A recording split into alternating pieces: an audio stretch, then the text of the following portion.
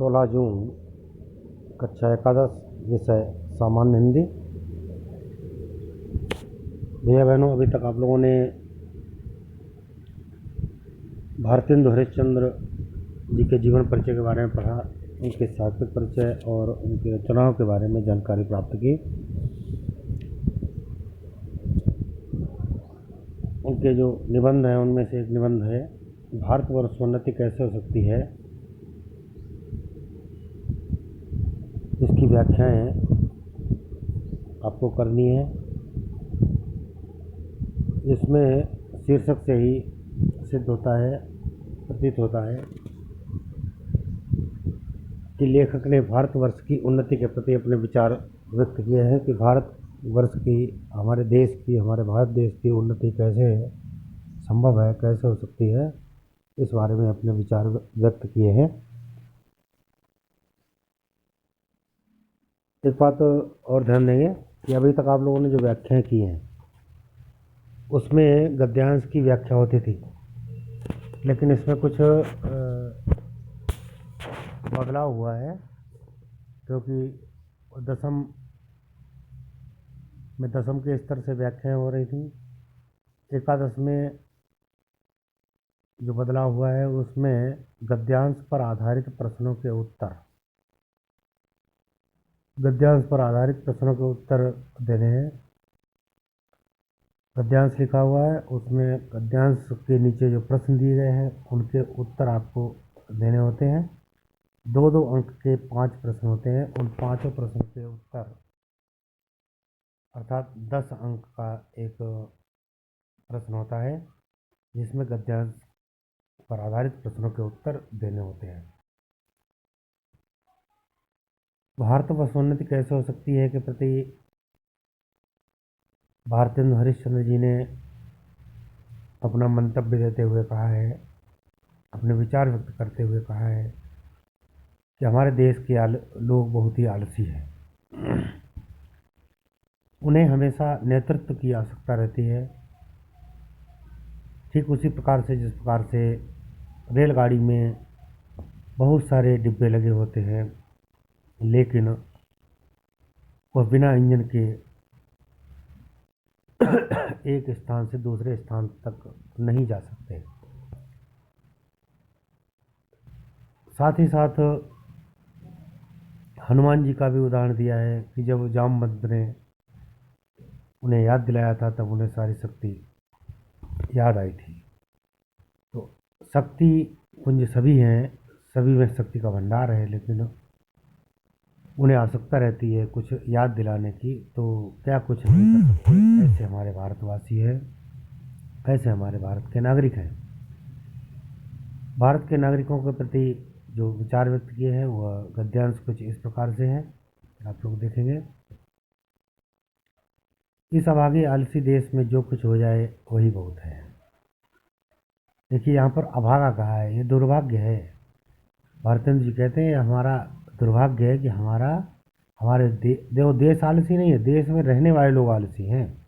इस आगे आलसी देश में जो कुछ हो जाए वही, और आलसी व्यक्ति जितना कार्य कर दे उतना ही बहुत होता है ना। आप लोग खुद जानते हैं, क्योंकि आलस्य ही सबसे बड़ा शत्रु होता है। व्यक्ति का सबसे बड़ा शत्रु यदि है तो आलस्य है, और जब देश ही आलसी हो जाएगा तो स्वयं में ही वह घातक सिद्ध होगा। इसलिए भारतवर्षोन्नति कैसे हो सकती है, आप लोग खुद प्रश्न करेंगे अपने से ही, स्वयं से ही, तो बहुत सारे प्रश्न निकल कर आएंगे।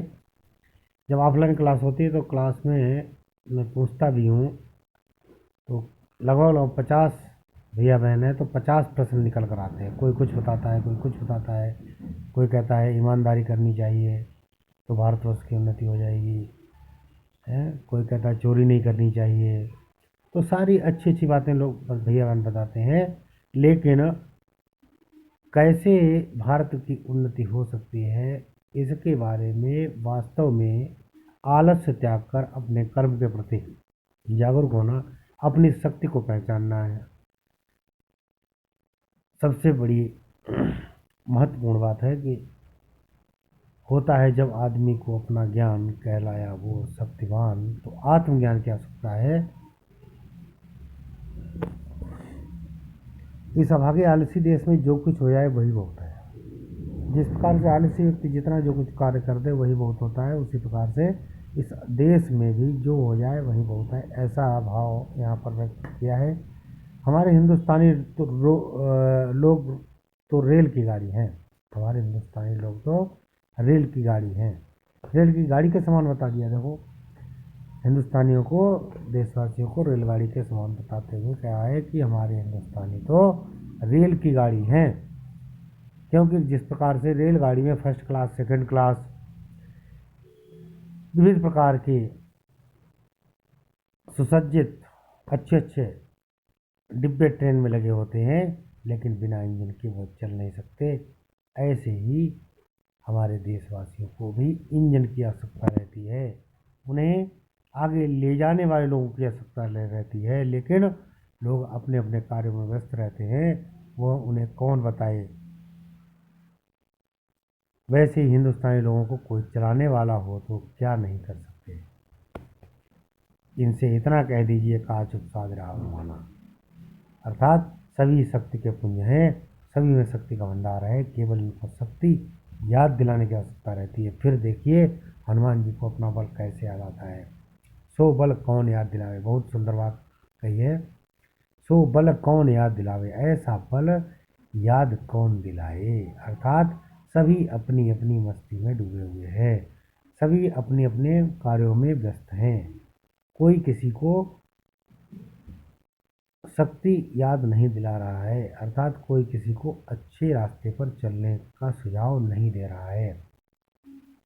का चुप साध रहा बलवाना पंक्ति वहाँ पर की है, जब सीता की खोज करने के लिए सुग्रीव, जामवंत, हनुमान जी अपनी सेना लेकर लंका की ओर प्रस्थान करते हैं। समुद्र तट पर बैठे हुए सभी विचार करते हैं, ऐसे इस विशाल समुद्र को कौन लांघेगा। हनुमान जी भी चुपचाप एकांत शांत मन से बैठे हुए हैं। तभी जामवंत उनके पास आते हैं और कहते हैं, का चुप साध रावण वाला, हे हनुमान जी, आप तो सर्वशक्तिमान हैं, आप चुप्पी साधे क्यों बैठे हैं। तब उन्हें अपनी शक्ति का स्मरण होता है और विशाल रूप धारण कर समुद्र को लांघ जाते हैं। तो ऐसे ही हमारे देशवासी हैं। भारतेंद्र जी कहते हैं कि इनको शक्ति याद दिलाने की आवश्यकता है, फिर देखिए क्या नहीं कर सकते हैं। उपर्युक्त गद्यांश के पाठ और लेखक का नाम लिखिए। देखो, पाठ और लेखक का नाम, पहला प्रश्न है, उसका उत्तर नीचे, भारतीय वर्षोन्नति कैसे हो सकती है, पाठ है, और लेखक का नाम भारतेंद्र हरिश्चंद्र, 2 अंक का हो गया। रेखांकित इसकी व्याख्या कीजिए, व्याख्या भी यहाँ पर दी गई है। भारतेंद्र जी कहते हैं, यह देश का दुर्भाग्य है कि भारतवासियों में विभिन्न प्रकार के से गुणी तथा सही प्रकार की योग्यता रखने वाले लोग हैं, परंतु वे सही नेतृत्व के अभाव में अभी तक अपनी उन्नति नहीं कर सकते हैं। हमारे देश के लोगों को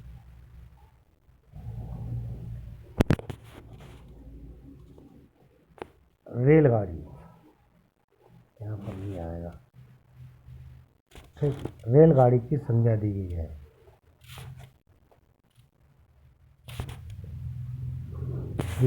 जैसे रेलगाड़ी में ऊंचे किराए तथा सामान्य किराए के डिब्बे लगे रहते हैं, परंतु इंजन के अभाव में वे सभी अपनी जगह पर स्थिर रहते हैं, आगे नहीं बढ़ पाते, उसी प्रकार भारत के लोगों में भी उच्च और मध्यम श्रेणी के विद्वान, वीर एवं शक्ति संपन्न सभी प्रकार की प्रतिभाएं हैं, परंतु नेतृत्वहीनता के कारण वे अपनी उन्नति के लिए स्वयं कोई भी कार्य नहीं कर पाते।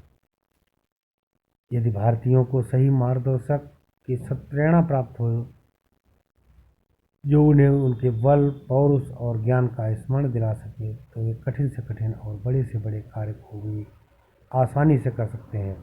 मात्र एक नेता के अभाव में उसकी सारी शक्ति, ज्ञान और योग्यता व्यर्थ हो जाती है।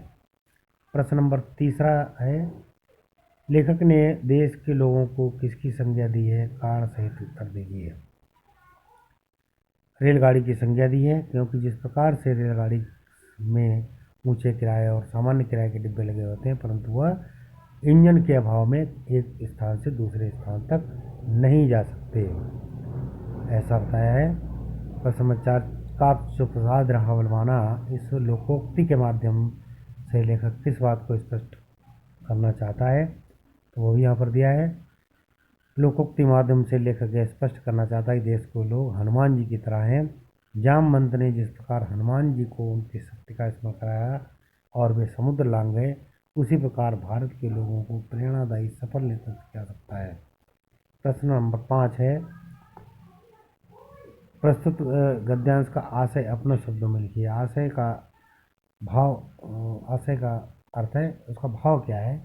उपरोक्त गद्यांश का आशय यह है कि हमारे देश के लोग प्रतिभावान एवं सभी प्रकार की योग्यता रखने वाले हैं, किंतु वे अपनी प्रतिभा से अनभिज्ञ हैं। यदि उनको कोई सही मार्ग से मिल जाए तो वे क्या नहीं कर सकते, अर्थात वे सब कुछ कर सकते हैं। प्रस्तुत गद्यांश के माध्यम से लेखक देशवासियों को स्वावलंबी बनाने की प्रेरणा प्रदान करता है। तो इस प्रकार से इस गद्यांश को आप लोग लिखेंगे। गद्य की जो कापी बनी है, अभ्यास पुस्तिका बनी है, उस अभ्यास पुस्तिका पर इस गद्यांश को करना है। पूरा जो विवरण दिया है ये सब आपको लिखना है और समझना है। आपका अध्ययन निरंतर चलता रहेगा। मासिक परीक्षाएं अभी आपकी नहीं होंगी। मासिक परीक्षा जब होगी तो आपको सूचना कर दी जाएगी। ठीक है, धन्यवाद।